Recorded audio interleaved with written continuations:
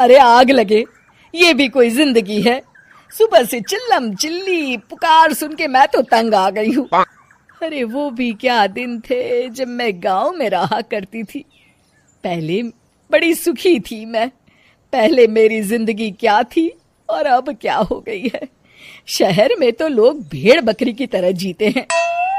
जीने का असली मजा तो गांव में है। क्यों, क्या हुआ माँ जी? आज गांव की बहुत याद आ रही है आपको?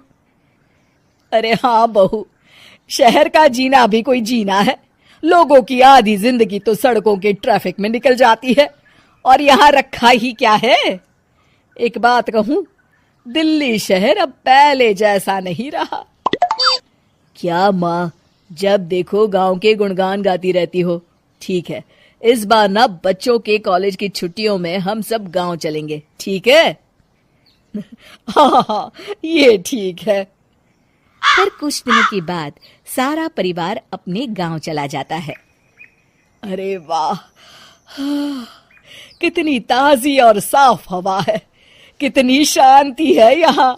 चल बहू, अब बढ़िया सा खाना बना दे, मजे से आंगन में बैठ के खाएंगे। सुशीला गांव का माहौल देख बड़ी खुश होती है। 2 दिन के बाद गांव की कुछ औरतें सुशीला के घर आती हैं। बड़े दिनों के बाद गांव आई है सुशीला। हमें तो लगा कि तू शहर जाके गांव को भूल गई। और बतिया, तेरी बहू कैसी है?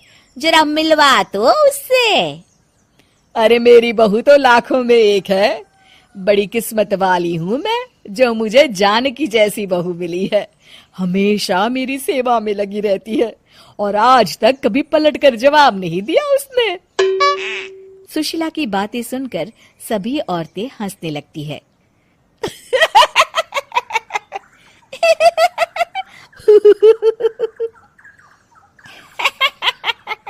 अरे कुछ भी बोले जा रही है। तबीयत तो ठीक है? तेरी बहू चांद से आई है क्या? क्यों बहनों, दुनिया की कोई भी बहू अच्छी होती है क्या? सब औरतें ममता की हाँ में हाँ मिलाती हैं।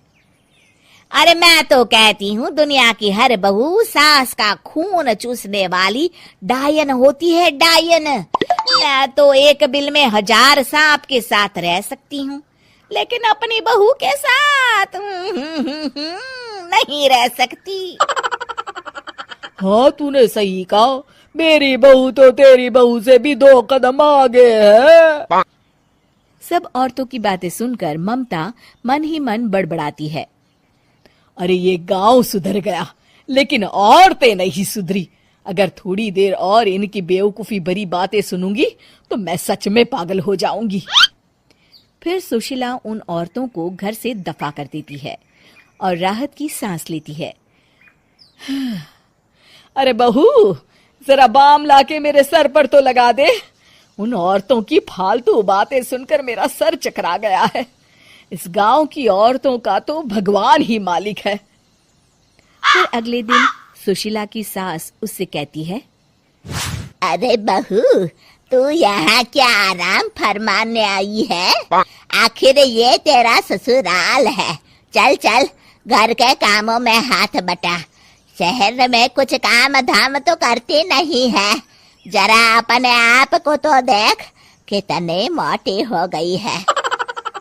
सारा दिन घर का काम करने के बाद शाम को सुशीला, हाय मेरी कमर, हाय मेरे पैरों ने तो जवाब दे दिया। आज तो मुझसे मक्खी भी न मारी जाएगी।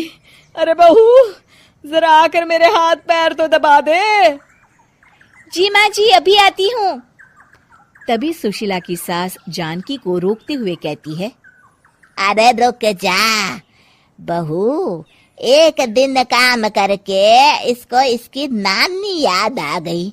हम लोग तो रोज इतना काम करते हैं, कोई जरूरत नहीं इसके हाथ पैर दबाने की।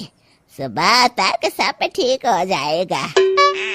सुशीला अपनी सास की बातें सुनकर हैरान रह जाती है। इस तरह धीरे धीरे गांव आने के बाद सुशीला की परेशानी शुरू हो जाती है।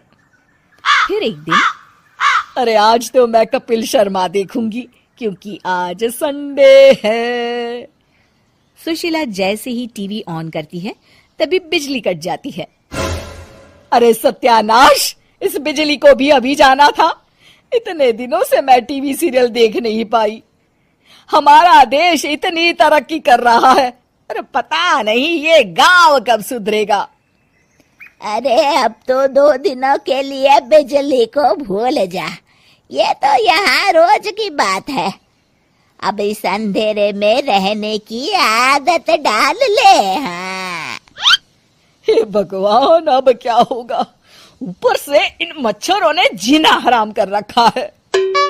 दूसरी तरफ घर के काम कर करके और बिना किसी सुविधा के सुशीला तंग आ जाती है और उसे शहरी जीवन याद आने लगता है। क्यों माँ, मजा आ रहा है ना? अरे आपने ऐसी सूरत क्यों बना रखी है? मुस्कुराइए, अब हम गांव में हैं। मोहन के साथ जानकी भी अपनी सास की खिंचाई करती है। हाँ हाँ माँ जी, आप ही तो यहाँ की बड़ी तारीफ कर रही थी। फिर अभी तो कुछ ही दिन बीते हैं, वैसे भी अब तो आप यहीं रहने वाली है ना? अरे नहीं नहीं बहू, मैं एक दिन और यहाँ रुकी तो मर जाऊंगी। मुझे शहर ले चलो। क्या दिन थे, कितनी सुखी थी मैं वहां। ठीक है माँ, हम कल ही वापस शहर चले जाएंगे। इस तरह सुशीला शहर आ जाती है और फिर कभी दोबारा गांव जाने की जिद नहीं करती।